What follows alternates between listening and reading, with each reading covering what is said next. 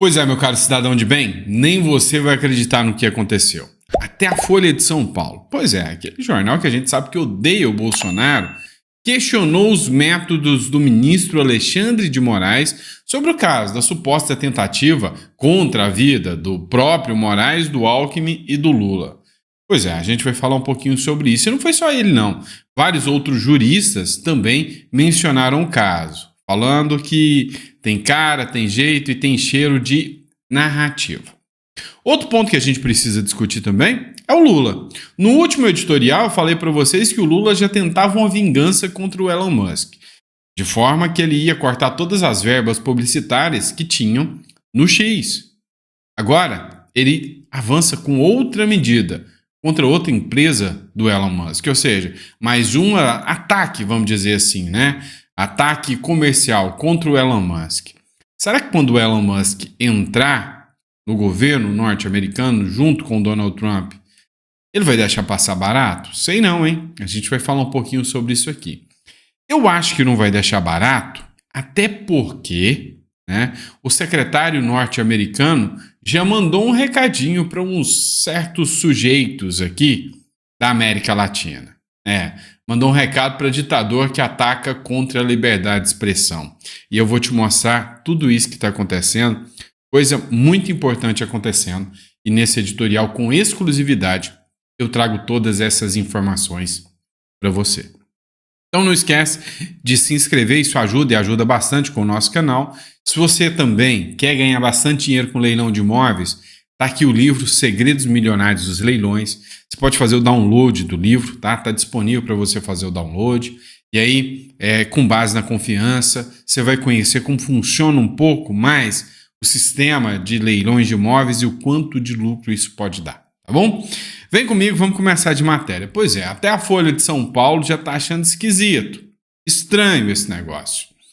Moraes cita Moraes 44 vezes e acumula mais um caso, em que ele é personagem e juiz ao mesmo tempo. Personagem não, vítima e julgador ao mesmo tempo.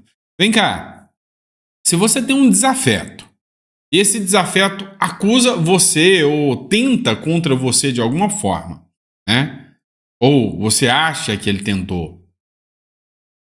Você é o juiz do caso. Você vai ser imparcial?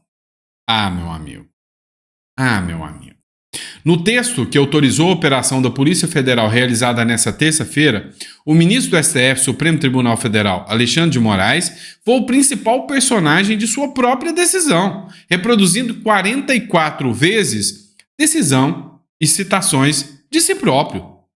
O magistrado figura na investigação da Polícia Federal ao lado do Lula, do Alckmin, como alvos do assassinato pela trama golpista que se desenrolou no final do governo de Jair Bolsonaro. Políticos citados na mesma decisão, respectivamente 16, 12 e 28 vezes, né? Ou seja, o Bolsonaro foi citado 16 vezes, o Lula 12, e o Alckmin 12 e o Lula 28. Mas ele foi citado 44 vezes, ou seja, o principal ator, né, dessa história toda é ele próprio.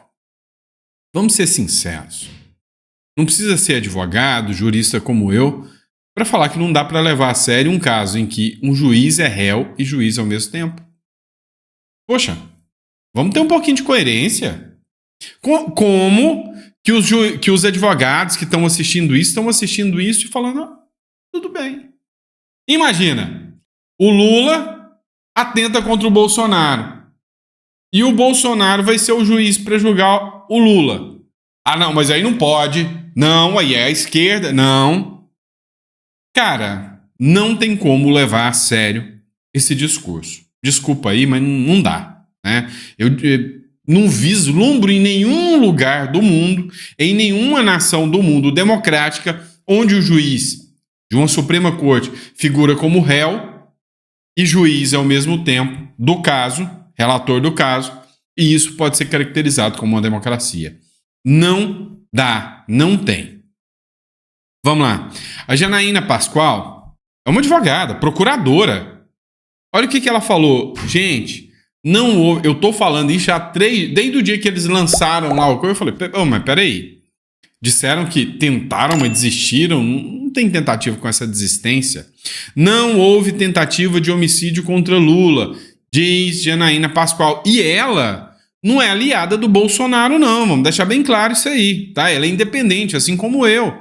A operação contra-golpe, autorizada pelo ministro Alexandre de Moraes, do Supremo Tribunal Federal, trouxe à tona acusações graves contra militares, supostos planos que incluíam ações contra autoridades como o presidente Luiz Inácio Lula da Silva, o vice-presidente Geraldo Alckmin e o próprio Moraes. Contudo, a operação enfrenta críticas e questionamentos de juristas e especialistas que apontam para possíveis excessos e inconsistências. Uma das críticas mais recorrentes é a eventual falta de provas concretas que sustentem as denúncias. Janaína Pascoal, jurista, a ex-deputada estadual, questionou a caracterização das acusações como tentativa de homicídio. Segundo ela, para ser tentativa, é preciso ter início da execução, mesmo quando se inicia a execução, o que ocorreu no caso. A desistência voluntária caracteriza a tentativa. Ou seja, não teve tentativa aqui de homicídio. E agora prisões preventivas, sabe, com um juiz que é juiz e vítima do caso, cada vez fica mais estranho. O Jeffrey Chiquini já se manifestou, vários juristas. Outra aqui, cogitar sem executar qualquer ação é lícito, afirma advogado constitucionalista. O que o Marsiglia falou? Gente, não tem execução. Estão criando narrativa. A decisão do ministro Alexandre de Moraes do Supremo Tribunal Federal de autorizar a operação contra-golpe, que resultou na prisão de militares supostamente envolvidos em planos contra autoridades, como o presidente Luiz Inácio Lula da Silva, o vice Geraldo Alckmin e o próprio Moraes, tem gerado ampla repercussão entre especialistas e juristas. O advogado constitucionalista Fábio Marsiglia externou pontos que levantam dúvidas sobre a legalidade e a condução do processo. Cogitação sem execução não configura crime. Não, segundo Marsiglia, não há crime se não houver provas de que os investigados deram início à execução dos planos. Ele compara a situação à liberdade de criação em obras fictícias. Cogitar sem executar, seja o que for, é lícito, ou não haveria livros e séries de crime no Brasil. Ou seja, não faz sentido, né? Então, assim, não dá. Então, sabe, hoje a impressão que se tem é que a legislação, ela não está sendo mais aplicada. Ou seja, não, se é pelos nossos interesses, atropela tudo isso. O Eduardo Bolsonaro, lá na Câmara dos Deputados, durante sua fala, ele rasgou o verbo sobre isso. Foi o capitão Alden, que também é deputado, que publicou esse trecho aqui. Acompanha comigo. Existe uma verdade, presidente. A única pessoa que sofreu, um político nesse país, que sofreu uma tentativa de assassinato, chama-se Jair Messias Bolsonaro. E isso a Polícia Federal não investiga. Pior, o delegado-presidente dos inquéritos, prezado Alan Garcês, passou a ser o diretor de inteligência da Polícia Federal, Aloysio Mendes. Que marmelada, prezado Alden, prezado Sanderson, que é da Polícia Federal também. E agora, sabe o que vai acontecer? Sabe para onde é que ele vai, por favor? Agora que o Trump foi eleito lá nos Estados Unidos, prezado Caveira, ele está indo para Londres, ser adido militar da Polícia Federal em Londres. Londres que recentemente teve uma eleição e está dominado pela esquerda. Lá estão botando gente até que tuita na cadeia a rodo, né, a torto e a direito. E eu pergunto, querem nos fazer crer agora que pegaram, né, 4 generais, um outro colega da Polícia Federal, botaram preso, quando a gente sabe que prisão preventiva é uma medida extrema, de urgência, só para quem está atrapalhando a investigação ou com risco de fuga. Botaram esses caras 2 anos depois na cadeia. Aí eu pergunto, onde é que está o cara que escreveu para a Folha de São Paulo, Zuco Gilvan, desejando a morte do presidente Jair Bolsonaro? Será que isso não é uma ameaça ao presidente da República? Será que eu não posso imaginar que ele estaria pensando em matar o presidente da República? Não seria isso tão ou mais grave do que o fato que a gente está vendo hoje aqui, que está levando pessoas à cadeia? O que eu posso falar em matéria de crime de ódio, né, que não tem a definição legal, graças a Deus, da pessoa que joga bola com a cabeça do presidente Bolsonaro? Será que ele quer o bem do presidente ou será que ele está instigando novos Adélios Bispos? E Adélio Bispo foi um lobo solitário, né? Agora, ministra Simone Tebet, com toda a sua excelência criminal e policial, sua experiência de vida sensacional na área investigativa, diz que não se trata de lobo solitário. O outro lá, dizem que se matou com fogos de artifício, deitou a cabeça para se matar com os fogos de artifício, estou achando isso meio estranho. Tem que analisar essa imagem para ver certinho se ele não foi de repente alvejado. Correram no dia seguinte, Alexandre de Moraes já estava dando entrevista, tinha imagem do cara solta. Será que soltaram a contragosto dos ministros do Tribunal Federal, as imagens do Supremo Tribunal Federal? E as imagens do 8 de janeiro que Flávio Dino não deu? Mas ao que parece é um conluio, onde até o ministro da Justiça de Lula vira ministro da STF, e o ministro da STF que se aposenta vai para o Ministério da Justiça de Lula. É inacreditável o que a gente está vendo, senhor presidente, né? Então não tem como você não relacionar esses fatos e entender que nós não estamos diante de uma conduta grave. Até porque, na esfera da cogitação, não é crime. Para quem estuda direito, a maioria dos senhores aqui da área policial sabem muito bem, mas me permita aqui falar com o telespectador, para você considerar um crime tentado, ele tem que ser iniciada a execução. Só existe uma verdade, presidente. Pois é, então assim, o Eduardo Bolsonaro também, lógico que ele vai fazer a defesa, né? Do caso aqui, mas ele é advogado também. Então você pode ver que há um alinhamento no posicionamento da maioria dos juristas. Já tem outros juristas de esquerda que foram no lado contrário, como o próprio Maierovitch, do UOL, falou que o Bolsonaro tem que ser preso o mais rápido possível. O que eles estão criando é uma bela de uma narrativa. Agora, eu vou te perguntar, o caso era para ser tratado tão grave assim? Vamos entender. É um caso, estão criando aqui uma forma diferente de ver o caso ou não? Ou seja, uma forma midiática onde todos os jornais estão tratando e pedindo a prisão, já prenderam os caras e isso é golpe. Tem uma conotação política ou é jurídica? Porque se fosse só a consolidação jurídica, você lembra do Rodrigo Janot, que já foi membro do Ministério Público? Lembra disso aqui comigo? O João Luiz Mauad, ele publicou. Enquanto isso, num passado não muito distante, quando as coisas eram tratadas de acordo com o que realmente são, ou seja, a lei era aplicada. Janot diz que foi armado ao STF com a intenção de matar o Gilmar Mendes. O ministro sugeriu ajuda psiquiátrica ao ex-procurador-geral da República. O ex-procurador-geral diz que decidiu matar o ministro após Gilmar Mendes ter inventado uma história sobre a sua filha, mas desistiu por bom senso. Mendes disse lamentar os impulsos homicidas de Janot. Opa, impulso homicida. O Janot foi preso? Operação midiática? Uma grande operação para tirar a vida dos ministros do Supremo Tribunal Federal? Investigado? Não.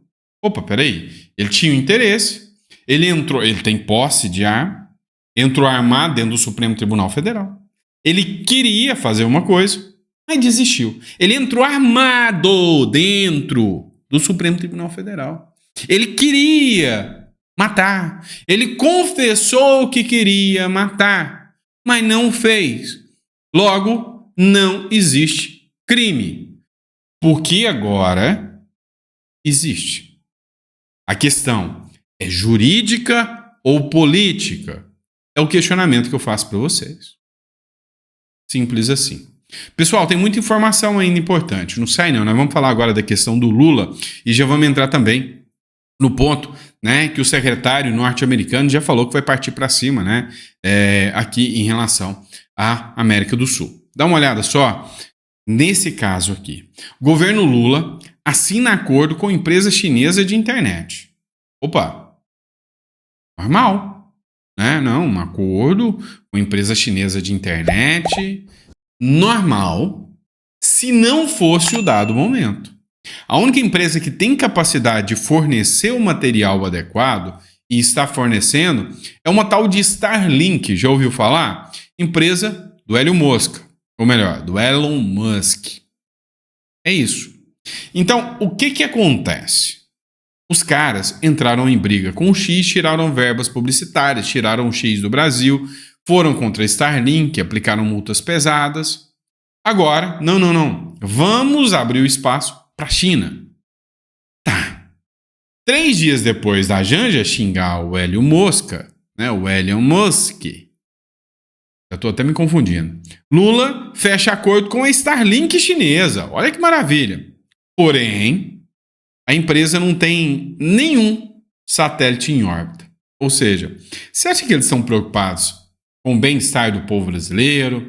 E aí eu te pergunto, vai ficar pior essa matéria aqui, né? Quem fez a publicação foi o Telmé Abdu, que escreveu o seguinte: após Janja insultar o Elon Musk, ele fechou com uma empresa que não tem nenhum satélite em órbita. Plataforma de internet via satélite da SpaceSail ainda pode levar até 2 anos para ser lançada, mas o contrato já foi fechado agora para substituir a Starlink. É estranho.